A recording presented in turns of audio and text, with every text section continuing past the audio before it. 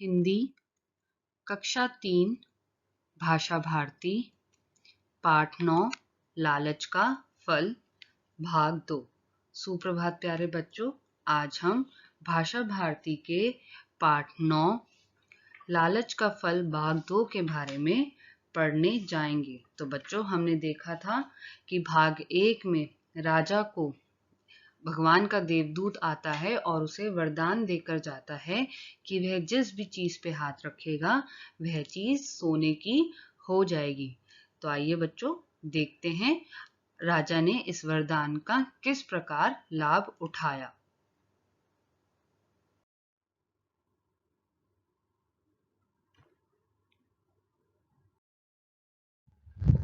उसने नौकरों से नाश्ता लाने को कहा। मेज पर रोटी, सब्जी, फल, दूध आदि सजाकर रख दिए गए। राजा ने फल उठाया तो अब उसने अपने नौकरों से कहा कि मेरा नाश्ता ले आओ। तो नौकरों ने मेज पर रोटी भी रखी, सब्जी भी रखी, फल भी रखी और दूध भी रखे और भी काफी सारी चीजें जो खाने की थी वो भी सजाकर रख दी। अब जैसे ही राजा ने फल उठाया तो देखे क्या हुआ। अरे, यह फल भी सोने का हो गया। फिर उसने दूध का गिलास उठाया, दूध भी सोने का।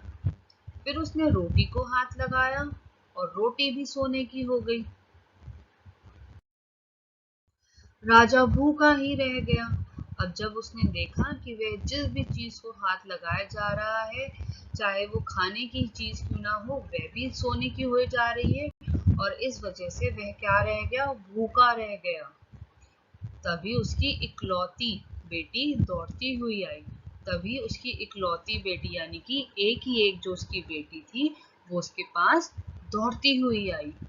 मेरी प्यारी बेटी, आह, यह क्या, तुम भी सोने की हो गई, कुछ तो बोलो, ऊ ऊ ऊ। तो जब उसकी प्यारी बेटी उसके पास दौड़ती हुई आई तो एकदम से राजा का जो हाथ था वो उसकी प्यारी बेटी को भी लग गया और जो उसकी बेटी थी वो भी सोने की हो गई। तो जो राजा था वो बहुत परेशान हुआ और अपनी बेटी से बोलने लगा, अरे कुछ तो बोलो, कुछ तो बोलो। राजा मिदास फूट फूट कर रोने लगा। उसे लालच की सजा मिल गई थी। तो अब जो राजा मिदास था वो फूट फूट कर रोने लगा। क्यों? क्योंकि वो जिस चीज को भी हाथ लगाता वो सोने की हो जाती थी। उसकी प्यारी बेटी भी सोने की हो गई और जो वो खाने पीने की चीजों को भी हाथ लगाता था वो भी सोने की हो जाती थी।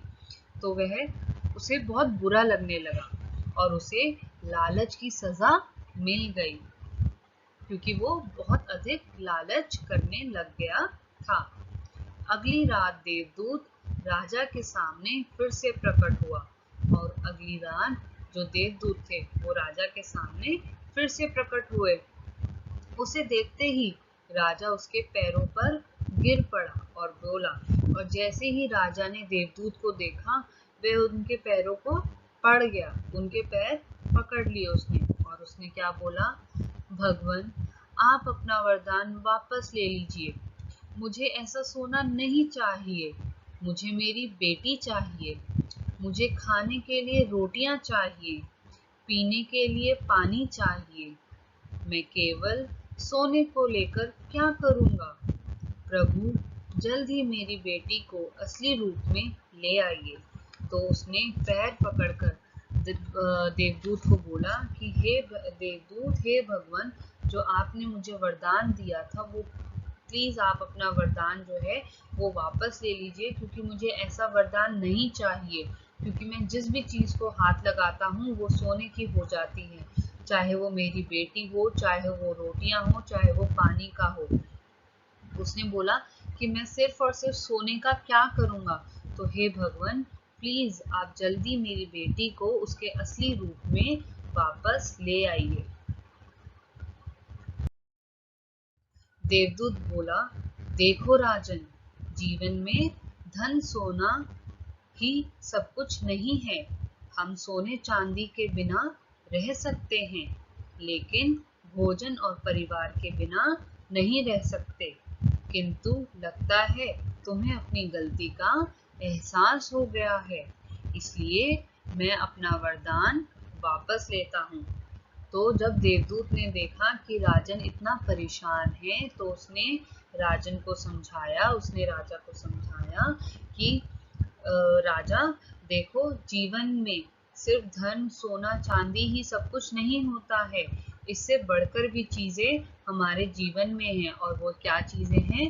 वह भोजन है और हमारा परिवार है, क्योंकि हम ना ही भोजन के बिना रह सकते हैं और ना ही अपने परिवार के बिना। लेकिन तुम्हें देखकर ऐसा लगता है कि तुम्हें अपनी गलती का एहसास हो गया है और तुम्हें लालच करने की बुरी जो है सजा मिल चुकी है, इसलिए मैं अपना वरदान वापस लेता हूँ। यह कहकर देवदूत गायब हो गया। ओ मेरी फूल सी बच्ची, ईश्वर की कृपा हुई कि तुम अपने असली रूप में आ गई। पिताजी पिताजी। तो जब देवदूत ने अपना वरदान वापस ले लिया और वो चला गया, तो जो राजा की बच्ची थी वो अपने असली रूप में आ गई और वह अपने पिताजी के साथ बहुत खुश रहने लगी। राजा की बेटी तथा राजमहल के अन्य सामान भी असली रूप में आ गए। तो राजा ने जिस जिस चीज को हाथ लगाया था, जो जो चीज सोने की बन गई थी, वो सब अपने असली रूप में वापस आ गए। इसके बाद राजा ने अपने सोने के भंडार को प्रजा की भलाई में लगा दिया। और इस सबक के बाद जो राजा था, उसके पास जितना भी सोना था, उसने उस सोने से अपनी प्रजा की भलाई करी, उनकी सहायता करी। तो बच्चों, इस पाठ से हमें यह सीख मिलती है कि हमें कभी भी लालच नहीं करना चाहिए और हमें हमेशा अपने परिवार के साथ रहना चाहिए, उनकी खुशी का ध्यान रखना चाहिए। लालच बुरी बला है। आशा करती हूँ आपको यह पाठ समझ में आया होगा और आपने इस पाठ से यह सीख ली होगी और इस सीख को अपने जीवन में भी इस सीख का पालन करेंगे। धन्यवाद।